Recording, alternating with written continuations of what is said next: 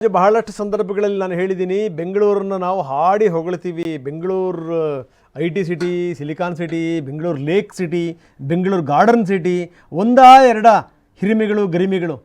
ಆದರೆ ಬೆಂಗಳೂರಲ್ಲಿ ಮಳೆ ಬಿತ್ತು ಅಂತಂದರೆ ಬೆಂಗಳೂರು ಅಧ್ವಾನೆದ್ದೋಗುತ್ತೆ, ಬೆಂಗಳೂರು ರಾಡಿ ಎದ್ದೋಗುತ್ತೆ, ಹೇಳೋನಿಲ್ಲ ಕೇಳೋನಿಲ್ಲ ಅಂಥ ಸ್ಥಿತಿ. ರಾಜ ಕಾಲುವೆಗಳೆಲ್ಲವೂ ಕೂಡ ಒತ್ತುವರಿಯಾಗಿದೆ. ಅದನ್ನು ತೆರವು ಮಾಡಿಸುವಂಥ ಯೋಗ್ಯತೆ ನಮ್ಮ ರಾಜಕಾರಣಿಗಳಿಗಿಲ್ಲ, ನಮ್ಮ ಅಧಿಕಾರಿಗಳಿಗಿಲ್ಲ. ಇನ್ನು ಕೆರೆಕಟ್ಟೆಗಳನ್ನು ನುಂಗಿ ನೀರು ಕುಡಿದಿರುವಂಥ ಪಾಪಿಗಳು ನಾವು. ನೀರು ಎಲ್ಲಿ ನಿಲ್ಲಬೇಕು ಅಂತ ಗೊತ್ತಾಗ್ತಿಲ್ಲ, ನೀರು ನುಗ್ಗುತ್ತಾ ಇದೆ ಅಂಥ ಒಂದು ಸ್ಥಿತಿ ನೋಡಿ. ಎಂಥ ಒಂದು ದುರಂತ ಅಂತ. ಈ ನದಿ ಪಾತ್ರ ಇದೆಯಲ್ಲ, ಈ ನದಿಗೆ ಬಹಳ ಅಪಾರವಾದಂಥ ನೆನಪಿನ ಶಕ್ತಿ ಇರುತ್ತಂತೆ. ಅದು ಯಾವ ಸಂದರ್ಭದಲ್ಲಿ ತನ್ನ ಪಾತ್ರವನ್ನು ಹಿಗ್ಗಿಸುತ್ತೋ ಹೇಳೋಕ್ಕಾಗಲ್ಲ, ಎಲ್ಲೆಲ್ಲಿ ತಾನು ಹರಿಯುತ್ತಲ್ಲ, ಎಲ್ಲೆಲ್ಲಿ ಆವರಿಸ್ಕೊಳ್ಳುತ್ತೆ ಹೇಳೋಕ್ಕಾಗಲ್ಲ. ಅದೇ ಈಗ ಆಗಿರುವಂಥದ್ದು.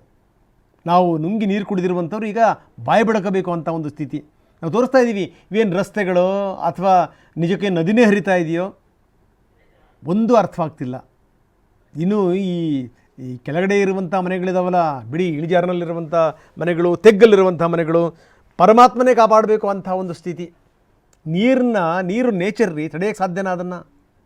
ನಾವು ಏನಾದರೂ ಒಂದು ಚೂರು ನೀರು ಮಳೆ ಬರಲಿಲ್ಲ ಅಂತಂದರೆ ನದಿನ ಒತ್ತುತ್ತಾ ಹೋಗ್ತೀವಿ. ಒಂದು ಸರಿ ಅದು ಒತ್ತಲ್ಲ, ನಮ್ಮನ್ನು ತೊಳ್ಕೊಂಡು ಹೋಗ್ಬಿಡುತ್ತೆ, ಹಂಗನೇ ಕೊಚ್ಕೊಂಡು ಹೋಗ್ಬಿಡುತ್ತೆ ನಮ್ಮನ್ನು. ಆಗಿರುವಂಥದ್ದು ಅದೇನೇ. ಬೆಂಗಳೂರಿನಲ್ಲಿ ಯಾವ್ಯಾವ ರೀತಿ ಅವಾಂತರಗಳಾಗಿದೆ ಬನ್ನಿ ನೋಡೋಣ.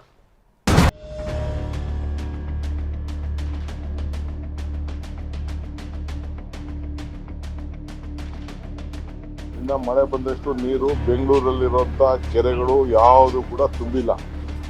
ಅಪಾರ್ಟ್ಮೆಂಟ್ ನೀರು ನುಗ್ಗಿತ್ತು ಅಂದರೆ ಅದನ್ನು ಸರಿ ಮಾಡೋಣ, ಬಟ್ ಅಂತರ್ಜಲ ಹೆಚ್ಚಬೇಕು, ಅದು ನನ್ನ ಇದು.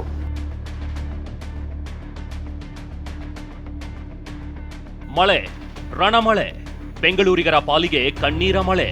ರಸ್ತೆಗಳೇ ಸ್ವಾಹ, ಮಾರುಕಟ್ಟೆಗೂ ಜಲದಿಗ್ಬಂಧನ. ನೀರು ಪಾಲಾದ ತರಕಾರಿ, ಕಂಗಾಲಾದ ವ್ಯಾಪಾರಿಗಳು, ವಾಹನ ಸವಾರರಿಗೂ ಸಂಕಷ್ಟ.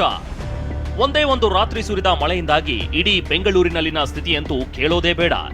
ನೆಮ್ಮದಿಯಾಗಿ ನಿದ್ರೆಯಿಂದ ಎದ್ದವರಿಗೆ ದರ್ಶನವಾಗಿದ್ದು ಬರೀ ಅಧ್ವಾನ, ಅವಾಂತರ ನೋಡಿ. ಮನೆಯಲ್ಲಿ ಇರೋಕೂ ಆಗದೆ, ಹೊರಗೆ ಬರೋಕೂ ಆಗದೆ ಜನರಂತೂ ವಿಲವಿಲ ಒದ್ದಾಡಿದ್ದಾರೆ. ಹಾಗಾದ್ರೆ ಯಾವ್ಯಾವ ಏರಿಯಾದಲ್ಲಿ ಏನೆಲ್ಲ ಅವಾಂತರ ಆಗಿದೆ ಅಂತೀರಾ? ಅದನ್ನೇ ಎಳೆಯಾಗಿ ತೋರಿಸ್ತೀವಿ ನೋಡಿ. ಅವಾಂತರ ನಂಬರ್ 1, ಮಾರ್ಕೆಟ್ನಲ್ಲಿ ನೀರು, ಕೊಚ್ಚಿ ಹೋದ ತರಕಾರಿ, ತೀವ್ರ ಪರದಾಟ. ನೋಡಿ, ಒಂದೊಂದು ದೃಶ್ಯವನ್ನ ನೋಡಿ. ಮಾರುಕಟ್ಟೆಯಲ್ಲಿ ತರಕಾರಿಗಳನ್ನ ಮಾರಾಟಕ್ಕೆ ಅಂತ ಇಟ್ಟಿದ್ರೆ ಮಳೆರಾಯನ ಮುನಿಸಿಗೆ ಎಂಥ ಫಜೀತಿ ಸೃಷ್ಟಿಯಾಗಿದೆ ಅಂತ. ಇದು ನೆಲಮಂಗಲದ ದಾಸನಪುರ APMC ಮಾರುಕಟ್ಟೆಯ ದೃಶ್ಯ. ಇಂದು ಮುಂಜಾನೆ ವ್ಯಾಪಾರಕ್ಕೆ ಅಂತ ತರಕಾರಿಗಳನ್ನೆಲ್ಲ ಸಾಲಾಗಿ ಜೋಡಿಸಲಾಗಿತ್ತು. ಇನ್ನೇನು ಮುಂಜಾನೆ ವ್ಯಾಪಾರ ಕೂಡ ನಡಿಬೇಕಿತ್ತು.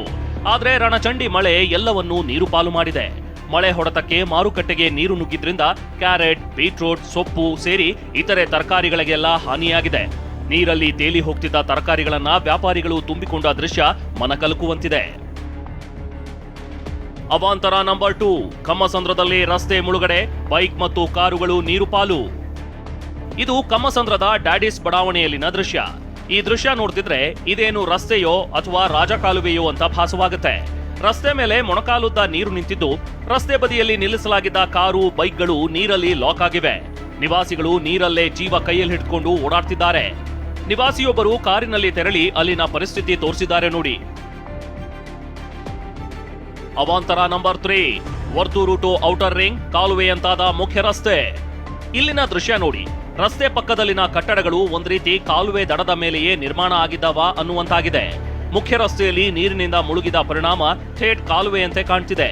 ವಾಹನ ಸವಾರರಂತೂ ಎಲ್ಲಿ ಗುಂಡಿ ಇದೆಯೋ, ಏನ್ ಸಮಸ್ಯೆ ಆಗುತ್ತೋ ಅಂತ ಹೆಜ್ಜೆಗೂ ಭಯಭೀತರಾಗಿ ತೆರಳುತ್ತಿದ್ದಾರೆ. ವಾಹನಗಳು ರಸ್ತೆ ಬದಲು ರಾಜಕಾಲುವೆಯಲ್ಲೇ ಸಂಚರಿಸುತ್ತಿದ್ದಾವ ಅನ್ನುವಂತಿದೆ. ಅವಾಂತರ ನಂಬರ್ 4, ಸಿಲ್ಕ್ ಬೋರ್ಡ್ ಟು ಎಲೆಕ್ಟ್ರಾನಿಕ್ ಸಿಟಿ, ಸಂಕಷ್ಟದಲ್ಲಿ ವಾಹನ ಸವಾರರು.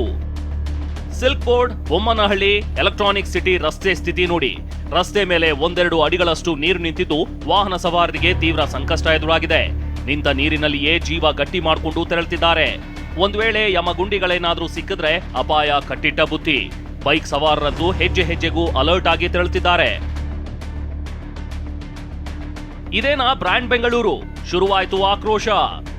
ಎಲೆಕ್ಟ್ರಾನಿಕ್ ಸಿಟಿಯಲ್ಲಿನ ಸ್ಥಿತಿ ಕಂಡ ಒಂದಿಷ್ಟು ಮಂದಿ ಸೋಷಿಯಲ್ ಮೀಡಿಯಾದಲ್ಲಿ ಆಕ್ರೋಶ ವ್ಯಕ್ತಪಡಿಸುತ್ತಿದ್ದಾರೆ. ಬಿಹಾರಿ ಅನ್ನೋ ಪೇಜ್ನಲ್ಲಿ DCM DK ಶಿವಕುಮಾರ್ ವಿರುದ್ಧ ಕಿಡಿಕಾರಿದ್ದು, ಇದೇನಾ ಬ್ರ್ಯಾಂಡ್ ಬೆಂಗಳೂರು ಅಂತ ಪ್ರಶ್ನೆ ಮಾಡಿದ್ದಾರೆ. ಇನ್ನು ಮಳೆ ಬಂದಷ್ಟು ನೀರು ಬೆಂಗಳೂರಲ್ಲಿರುವಂಥ ಕೆರೆಗಳು ಯಾವುದು ಕೂಡ ತುಂಬಿಲ್ಲ. ಮಳೆ ಬರಬೇಕು. ಅಪಾರ್ಟ್ಮೆಂಟ್ ನೀರು ನುಗ್ಗಿತ್ತು ಅಂದರೆ ಅದನ್ನು ಸರಿ ಮಾಡೋಣ. ಬಟ್ ಅಂತರ್ಜಲ ಹೆಚ್ಚಬೇಕು, ಅದು ನನ್ನ ಇದು. ಇದು ಹೆಬ್ಬಾಳ ರಿಂಗ್ ರೋಡ್ನಲ್ಲಿ ಕಂಡು ಬಂದ ದೃಶ್ಯ ನೋಡಿ. ರಸ್ತೆಯಲ್ಲಿ ಮೊಣಕಾಲುದ್ದ ನೀರು ನಿಂತಿದ್ದು ವಾಹನ ಸವಾರರು ಪರಿಪಾಟಲು ಪಡ್ಕೊಂಡು ಓಡಾಡ್ತಿದ್ದಾರೆ. ವಾಹನಗಳು ಹೋಗುವ ರಭಸಕ್ಕೆ ನೀರು ಡಿವೈಡರ್ ದಾಟಿ ಬರ್ತಿದೆ. ಮಳೆ ಎಫೆಕ್ಟ್ನಿಂದ ಕಿಲೋಮೀಟರ್ ಗಟ್ಟಲೆ ಟ್ರಾಫಿಕ್ ಜಾಮ್ ಉಂಟಾಗಿದೆ. ಟ್ರಾಫಿಕ್ ಪೊಲೀಸರು ನೀರು ಹೋಗುವ ಜಾಗದಲ್ಲಿ ಸಿಲುಕಿದ ಕಸವನ್ನ ತೆಗೆದಿದ್ದಾರೆ. ಅವಾಂತರ ನಂಬರ್ 6 ಕುಂದನಹಳ್ಳಿ ಗೇಟ್ ಜಲಾವೃತ, 2 ಕಿಲೋಮೀಟರ್ ವರೆಗೆ ನಿಂತ ನೀರು. ಕುಂದನಹಳ್ಳಿ ಗೇಟ್ ಮುಖ್ಯ ರಸ್ತೆಯಲ್ಲೂ ಇದೇ ಮಳೆ ರಗಳೆ. ರಸ್ತೆ ಮೇಲೆ ನೀರು ನಿಂತ ಪರಿಣಾಮ ವಾಹನ ಸವಾರರು ಹೈರಾಣಾಗಿದ್ದಾರೆ. ಸರಿಸುಮಾರು 2 ಕಿಲೋಮೀಟರ್ ವರೆಗೆ ನೀರು ನಿಂತಿದ್ರಿಂದ ವಾಹನಗಳು ನಿಧಾನವಾಗಿ ಚಲಿಸಿವೆ. ಅವಾಂತರ ನಂಬರ್ 7 ಕೆರೆಯಂತಾದ ರಸ್ತೆ, ನಿಂತಲ್ಲೇ ನಿಂತ ವಾಹನಗಳು. ಸಿಲ್ಕ್ ಬೋರ್ಡ್ನಲ್ಲಿ ವಾಹನ ಸವಾರರ ಕಥೆ ಹೇಳತೀರದಾಗಿದೆ. ಮಳೆ ನೀರಿನಿಂದ ಫ್ಲೈಓವರ್ನಿಂದ ಎಕ್ಸಿಟ್ ಆಗುವ ಮುಖ್ಯ ರಸ್ತೆಯೇ ಮುಳುಗಿ ಹೋಗಿದೆ. ಇದರ ಪರಿಣಾಮ ಫ್ಲೈಓವರ್ ಮೇಲೆ ಕಿಲೋಮೀಟರ್ ಗಟ್ಟಲೆ ವಾಹನಗಳು ನಿಂತಲ್ಲೇ ನಿಂತಿವೆ. ಅವಾಂತರ ನಂಬರ್ 9 ಕಾಂಪೌಂಡ್ ಮೇಲೆ ಬಿದ್ದ ಮರ, ಸವಾರರು ಬಚಾವ್. ಚೂರು ಯಾಮಾರಿದ್ರೂ ತಳಬಾಳು ಬಳಿ ಕೂಡ ದೊಡ್ಡ ಅನಾಹುತವೇ ನಡೆಯುತ್ತಿತ್ತು. ಅದೃಷ್ಟವಶಾತ್ ವಾಹನ ಸವಾರರು ಪಾರಾಗಿದ್ದಾರೆ.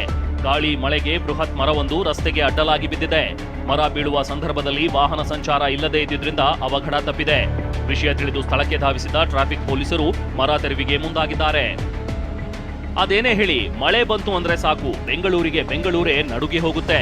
ಅದರಲ್ಲೂ ಅವಾಂತರಗಳ ಅಬ್ಬರ ಶುರುವಾಯಿತು ಅಂದ್ರೆ ಜನ ಸುಧಾರಿಸಿಕೊಳ್ಳೋಕಾಗಲ್ಲ ನೋಡಿ. Bureau report, TV9.